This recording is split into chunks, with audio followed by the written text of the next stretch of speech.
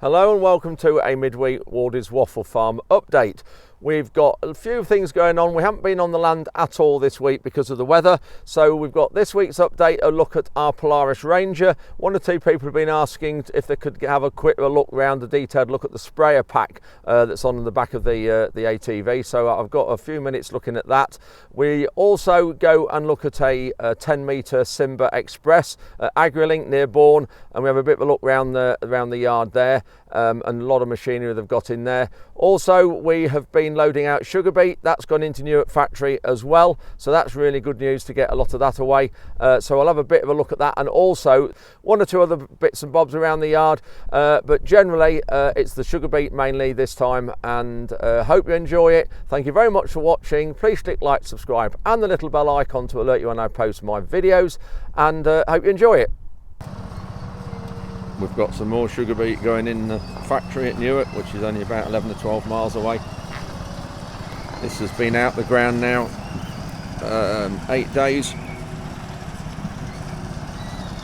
can see we're getting quite a bit of soil out in the cleaner. We need to get as little soil as possible into the factory, because otherwise we get penalised for it. So that orange machine there is what cleans the sugar beet, takes the soil out and loads the lorries. And you see the soil's dropping out underneath, and that's the pile of it there. That then is tipped at the back there. You can see we have to form another heap there, and it will stay here now until after next harvest. It's come off that field just through there, and we always put it back on the same field because of the diseases in the soil that some sugar beet you can get if you have sugar beet grow it too close together in a rotation. We grow it 1 year in 4 here,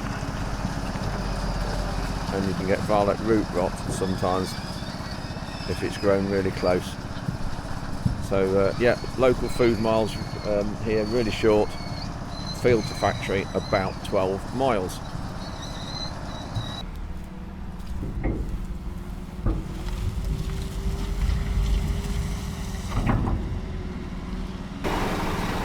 There's a chain there hanging down off the cleaner, and if the lorry side just brushes that, then the end of the elevator is just in the middle of the trailer.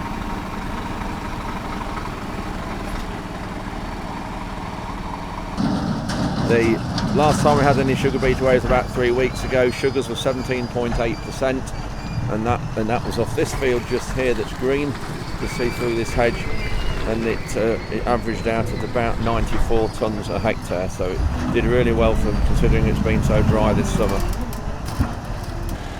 Then you can see in there's loose soil there and a bit of tops as well. It takes that all out.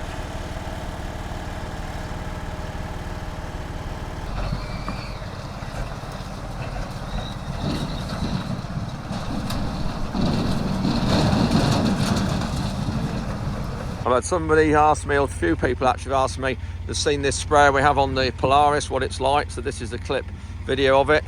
It was a trail sprayer, and we converted it a few years ago into a mounted one. Got 6-metre boom on the back, and 250 litre tank there. Really good.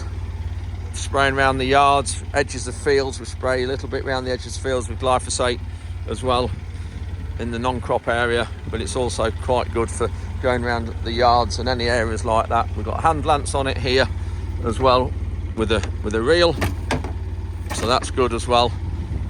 And can't remember the name of the company we've got. Who it was? It's a well-known Martin Lishman. There we go, that's where it's from, if anybody is interested. But it was a trailed one, and we made it into a mounted one with this, and it's great behind this machine. Perfect for flying about and just doing real inaccessible areas where it's not good with the big sprayer. We've just fetched another load of barley back from that's been through the colour sorter, so we're just going to tip it in this corner. That was a load we fetched the other day, so that's all gone through now. We've just got one more load to go to meet the contract, and that'll it. There'll be enough, more than enough here. There'll probably be half a load left. That's it. Come on, Nala, out the way.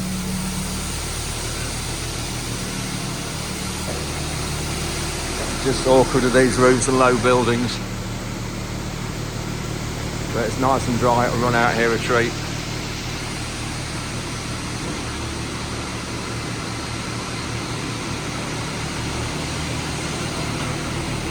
You can just see this dike behind. Well, it's a bit more than a dike actually. It's what they call the beck. It carries water from Leadham, from the village up in the distance behind me, from the bypass, the A17, comes into here, and then it comes down through the farm, down here, and all the way through into the Brant. And it goes through this large bridge that we replaced the culvert on last year that you've seen. We'll just have a look at that and show you. But we're going to actually get all these dikes mown out, and then Barry, who is actually across there, he is actually bringing his excavator in the winter. I'm going to spend quite a bit of time and money doing all these dikes out. They haven't been done for a number of years and they really need sorting out, so we're going to get a lot of the dikes done out. Of course, on our heavy land it's all drained, it's all got porous filling, so that's gravel above all the drains, so it's crucial that the dikes are kept clear.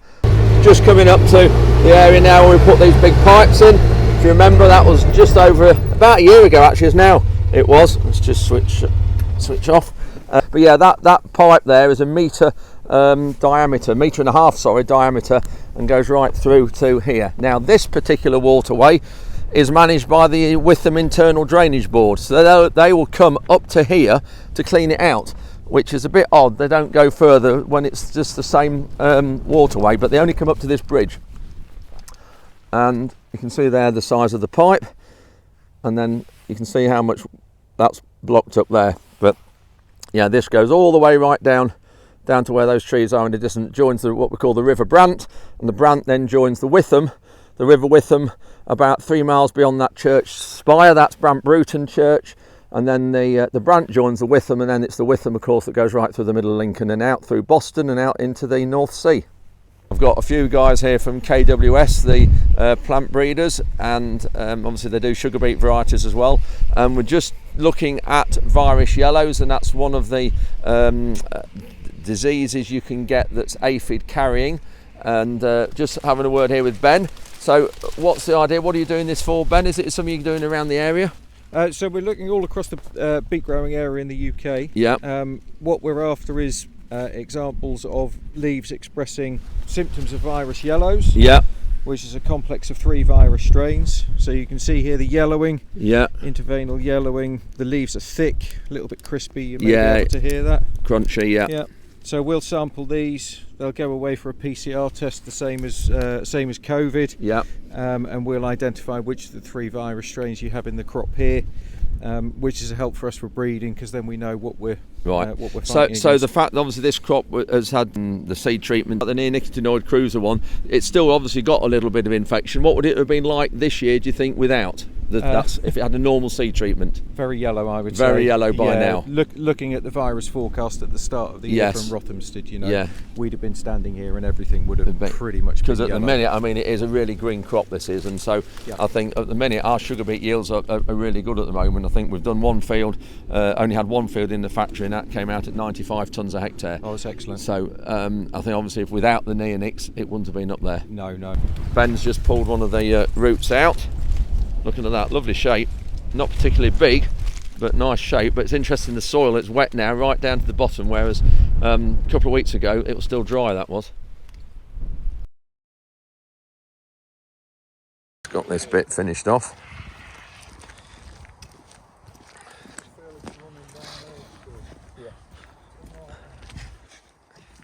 It's always a job when you're finishing off to know how much you get, and got it bob on. And I was going to do some more concrete tyres like Ollie's got. We've got some, but haven't got any here, but we're all right. We're about just dead on right by the time we get the edge all done around the edge and slope the edge up.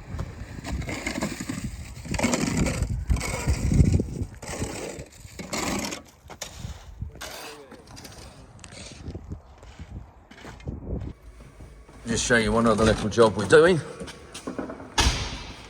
We've got cameras on a lot of the machines. They weren't working on this drill. The last year we had the quad track.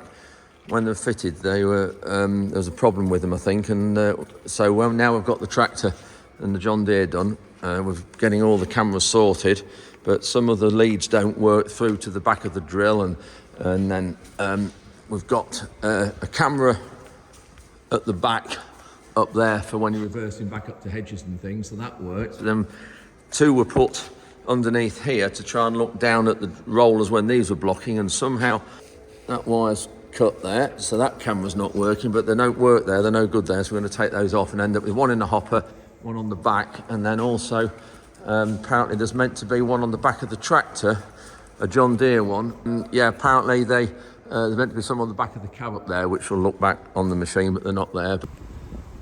I filled this pheasant feeder up earlier on this week. Now it's starting to get colder nights. They'll soon find it.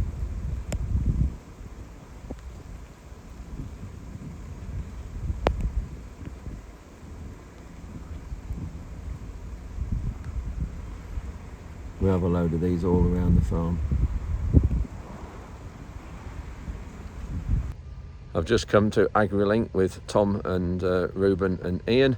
We're just having a look at a 10-metre express that was seen for sale, but I don't think it's going to be any good because Ian's knowledge of the product and Philip writes that the back frames aren't strong enough. So we'll have a look at it and see. But yeah, huge amount of stuff here, and this is near Bourne. You see them then advertised nationally, and they're about 40 minutes from me. So we'll have a look round and just see what we've got here. There's all sorts of machinery here. Whatever you want, it's here. Look what we have here, the old faithful Massey 30 drill. That's a 4 metre, I think. We had a 6 metre, and I used to do all the drilling with. I've done thousands of acres with one of those. Oh, setting all these. There's the feed rollers. Ahead of its time, these drills were. There's actually still some seed in there by the look of that. Yeah, altering all the flaps there for different crops. I remember doing that.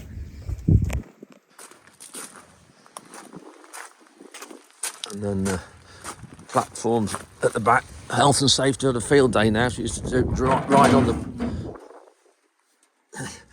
the back of the drill. Here, putting seed in and making sure it was running. Those were the days. Lots of harrows here. Looks like someone just put a Accord hopper on the top of an old drag. Probably putting beans or something in. Good selection of Bailey trailers, grain trailers, contract tippers, low loaders. Flats there.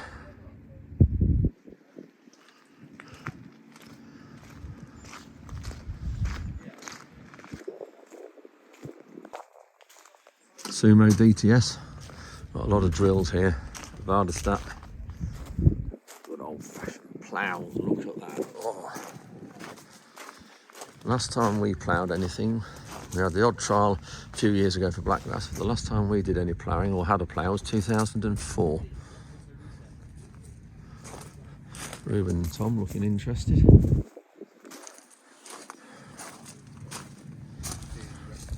This looks a good plough. This is the I-plough. Really expensive, but it means you don't finish off with odd-shaped bits. It's always right to the edge of the field, apparently.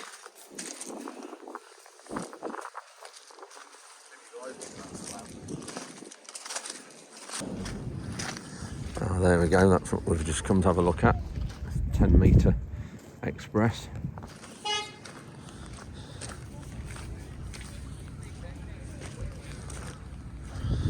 First impression's not good. It's had a lot of work. Looks like this culti press has seen the crikey. That's seen better days. Save on points. Yeah.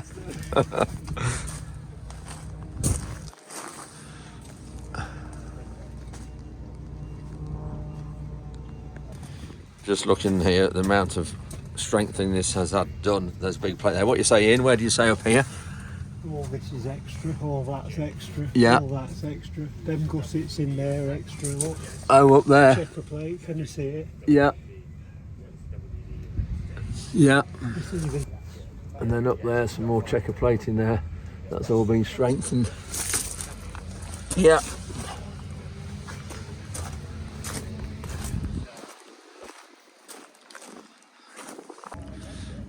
And when you look at the back of this press, you can just see that it's not level. It's what Ian calls knock-kneed. It's bowed. The middle's lower than the two wheels are. It's sort of sloped down like that. And with the frame problems there, all the cracking, we've got cracks there, all the extra side plates there. And then up inside, all in those corners there, that's all extra been strengthened, and that corner all up there, a lot of work being done on it. Nope, we need to steer clear of this, just buying a lot of trouble. Just see weld there on the back as well, plates there, just huge amount of cracks and plates being put on, tyres worn on the edge. Another sign there, the amount of road work it's done.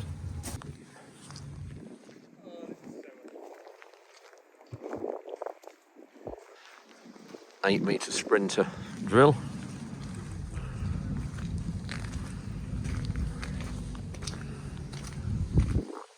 Is that a night?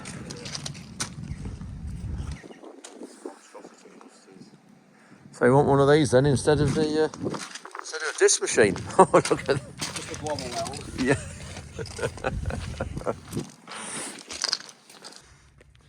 Huge flat lift subsoiler there. 1, 2, 3, 4, 7 legs.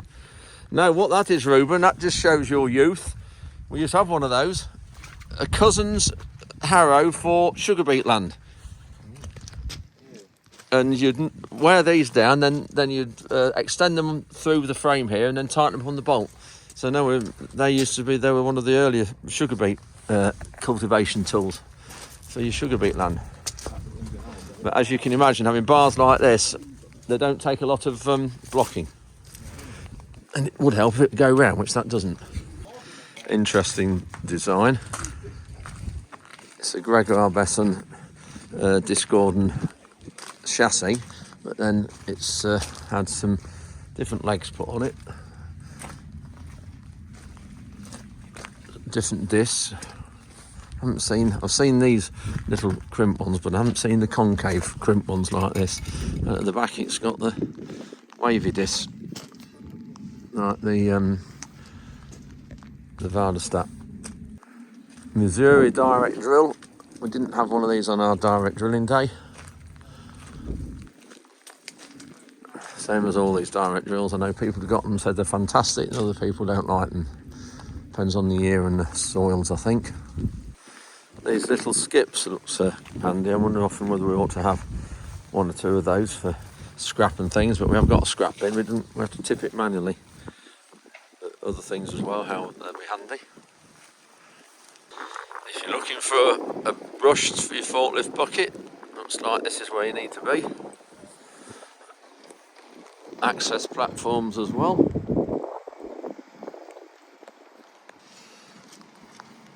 Good range of forklift buckets, that's a good size.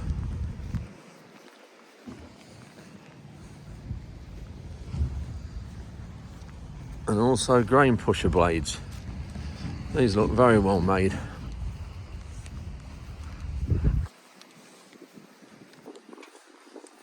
What's that? That's got to be 6.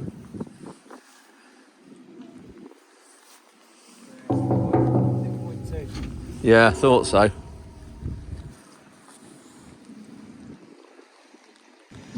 Ruben just pointed out, good thing with these is not having a frame comes right to the edge like ours. Having a centre thing, you can get round the corner of the door frames and door stanchions with it. A lot easier to manoeuvre.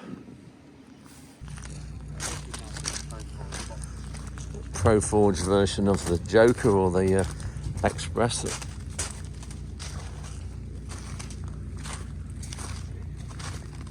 Bigger disc than what the Express has got.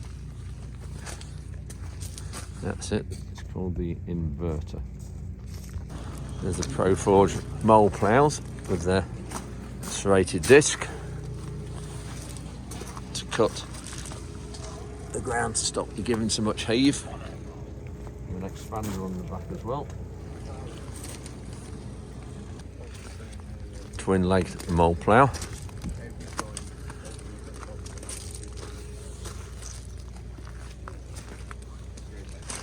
Is the Sumo GLS, so that stands for grassland subsoiler. We need all our grass margins just going around lifting up with them soon, and AGRI-LINC here do hire them out, so let's see if we can do that. But here, a whole load of buckets and forklift attachment, front weight blocks. Just checking up on our early planted wheats. These were planted October the 13th, establishing really well. These were done with the small disc machine and then the culti press, because the small disc didn't do it very well, and then planted with a variety called Cranium, new variety, 400 seeds a square metre I think there were. Nice lot of plants, looking really healthy.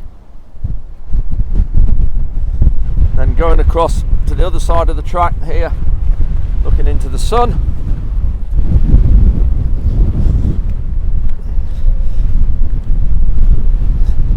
Little bit of a wiggle there, that's the auto turn.